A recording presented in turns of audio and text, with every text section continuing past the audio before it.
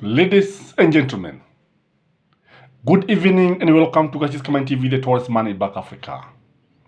When I told you that Suluhu Hassan, the president of Tanzania, was in Kenya, many people were wondering, like, is it possible? Can it happen? Of all people, Suluhu Hassan. But Raila Amolo Odinga came out today and confirmed that indeed it was the case. He had also told you that Museveni had tried to intervene, but Azimio did not trust this intervention. In fact, they refused. The same case, like UDA did not turn up, not trust Suluhu Hassan. That is a fact that I need you to remember. In this video, I want now to discuss the impending meeting between William Samoei Ruto and Raila Amolo Odinga.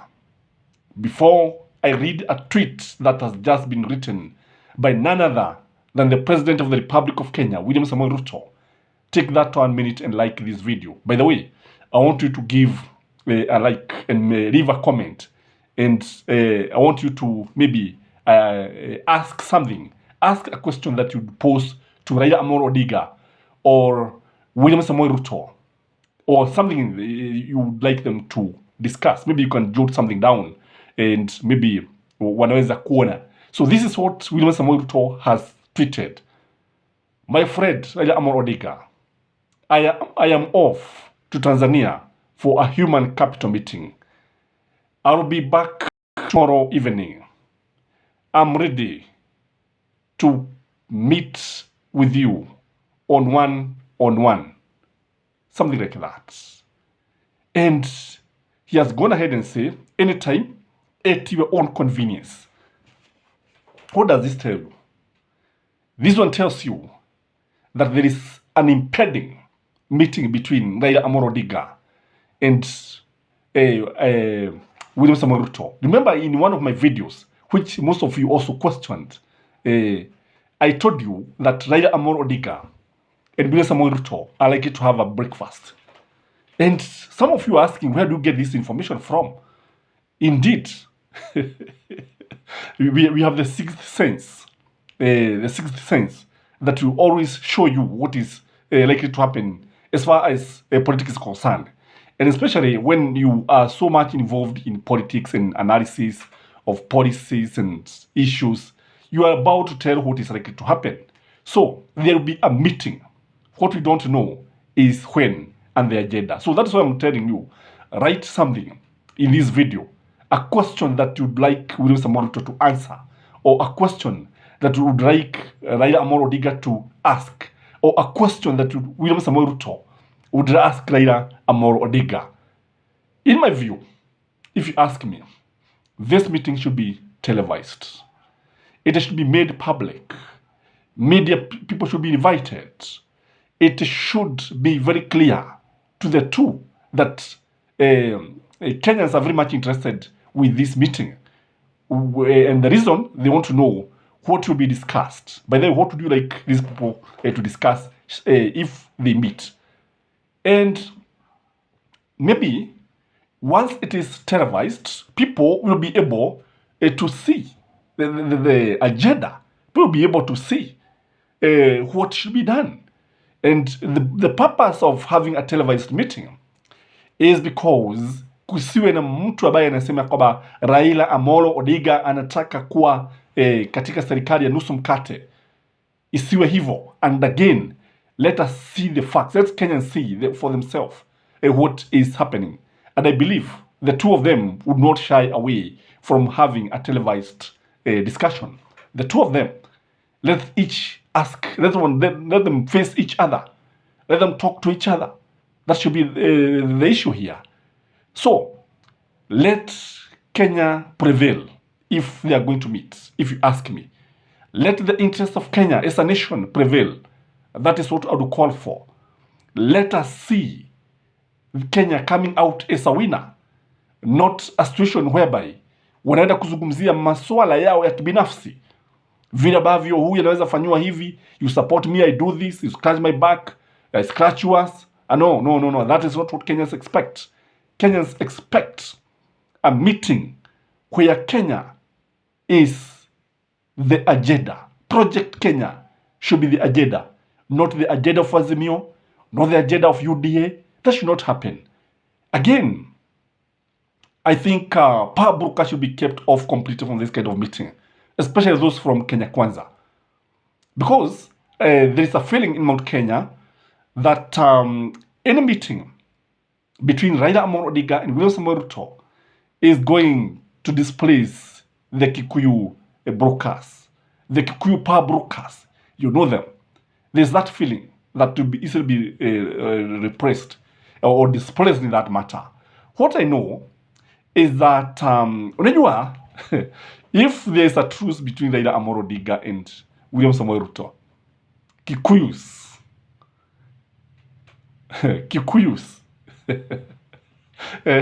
mtalilia chooni ikiwa that is what you happen. And that is why you see when you look at the Kikuyus from UDA, they are very, very bitter. In fact, they thrive when there is conflict. Wakati ambapo kuna mzozo kati ya Uhuru Muigai Kenyatta, wakati ambapo kuna mzozo kati ya Raila Amolo Odinga na William Samoei Ruto, that's the time they are very, very happy. Ni ile furaha, ni ile hasira ya mkizi, furaha ya mvuvi. That's the truth of the matter. They thrive in this because if you remove Raila Amolo Odinga in Mount Kenya, in Kenyan politics, I can tell you, kusema ukweli hata UDA hawatakuwa na chochote cha kuzungumzia. Kusema kweli hata watu wa Kenya Kwanza, they will not have any agenda. They will have no propaganda. And in this meeting also, I would wish that the cost of living be addressed exhaustively. I would like William Samoei Ruto to come out clearly on the finance bill, because this is a bill that was rejected by Kenyans. This was a bill that, okay, it went through public participation, but it was very clear that Kenyans did not support the finance bill. So let the government explain why this bill was forced on Kenyans. Because if you ask me, even the members of parliament who voted for it, they were not voting because, according to the wishes of Kenyans. So who are they representing? So let this thing be discussed, and if possible, let it be withdrawn. Again, because there's also the issue of servers. Because we have always, one of the reasons why we are where we are is because of the contested elections. It's because of the margin of the winner and the loser, less than, I think, about 200,000. And when you look at it, again, William Samoei Ruto clearly was declared the winner by the Supreme Court. Raila Amolo Odinga says that when the whistleblower clearly indicated that he won the elections, let's solve this problem once and for all. If the servers are opened and it is discovered that Raila won the elections, I don't know what will happen. I don't know. If it is opened and it is discovered that William Samoei Ruto won the elections, I think he'll be very, very, very happy. I believe he will have the mandate. He will have the legitimacy. In fact, he's the one who is going to benefit more than Raila Amolo Odinga. Because you see, if he won the elections fairly and squarely, I think the servers should be opened and he'll come out as a winner. Again, let's also discuss the issue of the Northern Farm. Why is it that maybe Raila Amolo Odinga can ask William Samoei Ruto, who invaded the Northern Farm? Why is it that no intervention happened? Why is it that nobody has ever been arrested? Why? How did it happen? Because this is something that is worrying. Again, let us have a clear, because this is something also that is disturbing as Azimio. What is the problem with UDA as far as Uhuru Muigai Kenyatta is concerned? What is their problem with Uhuru Muigai Kenyatta? Is there evidence that Uhuru Muigai Kenyatta has been supporting maandamano kwa sababu yeye alikataa kabisa kata? What is the problem?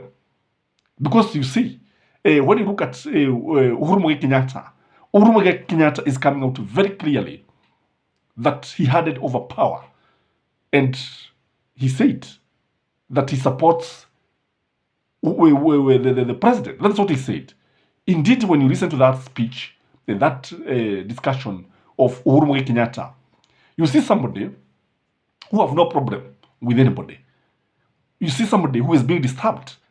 So let this issue be discussed. Again, it is also important to discuss the issue of shooting of protesters. Those people who protested, why shoot Kenyans? Why were they shot?